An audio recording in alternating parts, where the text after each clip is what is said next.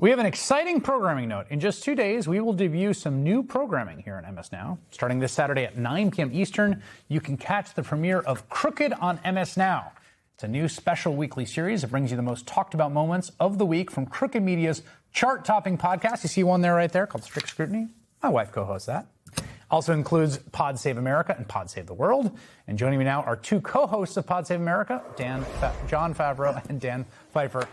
Gentlemen, good to have you on board, both on the show, and I'm excited about this partnership. Let me start with some politics talk on the topic we were just talking about in the last block with Spencer. I still feel like everyone is sleepwalking into this. I mean, just, you know, both the sort of political establishment, the Democratic Party, the Republicans, the Pentagon. Do you have that feeling, too? Like, I just am like, is everyone just, this seems like a disaster, both substantively and politically. Am I getting something wrong here, John? No, you're not. I've felt the same way. Dan and I just talked about it. We recorded the pod a couple hours ago. I saw Politico today. An administration source said that their hope is that maybe the Israelis go first and launch a strike against Iran. And then if Iran retaliates against U.S. interests and perhaps kills Americans, then they'll be able to sell the war to the American people because then Iran retaliated. So that is the just insane lengths to which they are going at last minute to try to sell this war, which seems like it's very likely to happen. The polling on this, Dan, is interesting, too. I mean, not just on specifically on the war, which is unpopular, as we just showed, but just even on people's, like, trust of Trump on this stuff. He's underwater and everything. He's disapproved, but he's underwater specifically in foreign policy. This is a recent poll from AP NORC. How much do you trust Trump's decisions on military force abroad? Just like in a general sense, little to not at all, coming at 56%, 70% a moderate amount, 27% a great deal. And among independents is even worse. 60% say little to not at all. Like, it's not like this is a person who has the benefit of the doubt right now.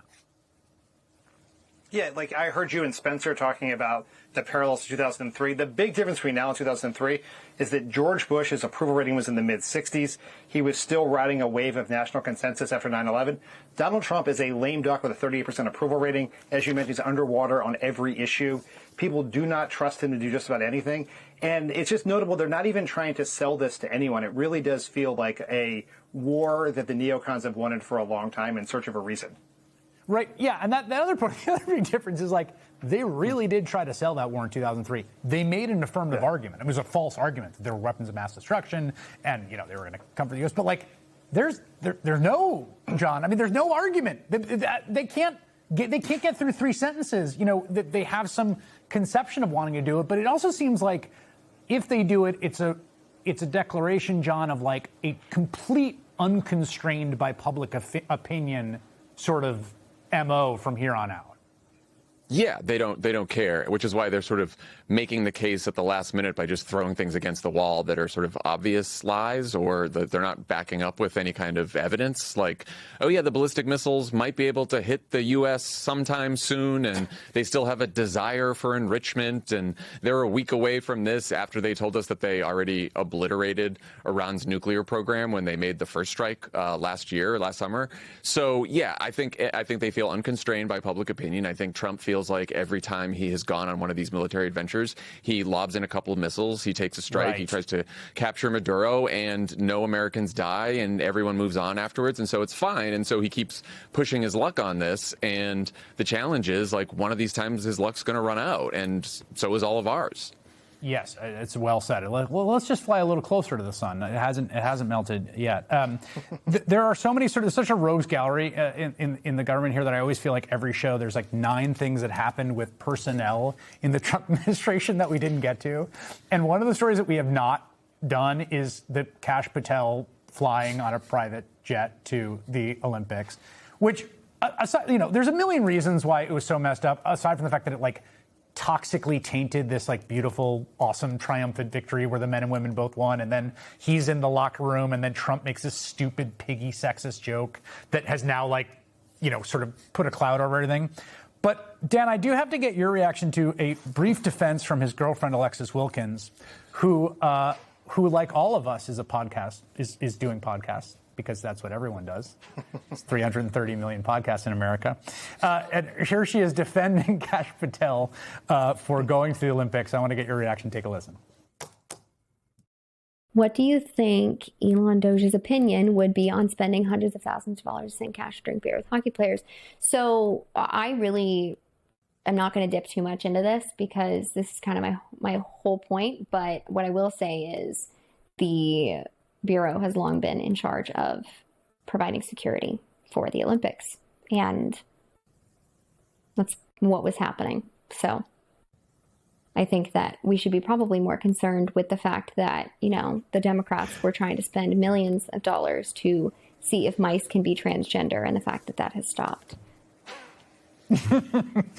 Dan, that was security. That was security provision you saw in that locker room. Yes, that is. He do a great job. I mean, he was definitely securing that beer he was chugging, looking incredibly awkward as he does in every public setting Kash Patel's ever been in for his entire life. I mean, you're right. This is the sort of scandal that in a different administration would dominate the news for weeks, would be the end of this person. You'd have members of the party calling for them to resign, and yet it's just just one more beat in a parade of horribles happening. We got we got the first primaries of this very packed midterms coming up next week. We're going to do special coverage here on MS Now.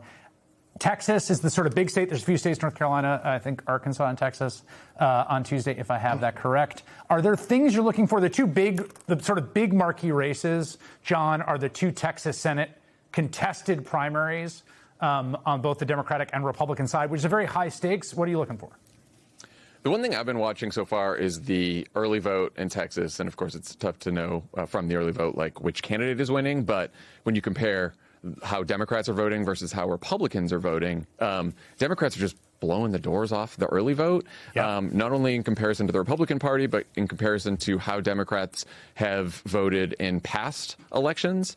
I just saw that in Starr County, which is like a small county in southern Texas, very heavily Latino county, there were 10,000 early votes on the Democratic side. Wow. There was which is a couple 100,000% higher than it's ever been. There's been like a few hundred votes in past, right, even in the 2024 presidential primary. So just unheard of voting in Texas right now. I think Republicans are voting too, but I just think that the turnout is, especially on the Democratic side early, so far is pretty impressive.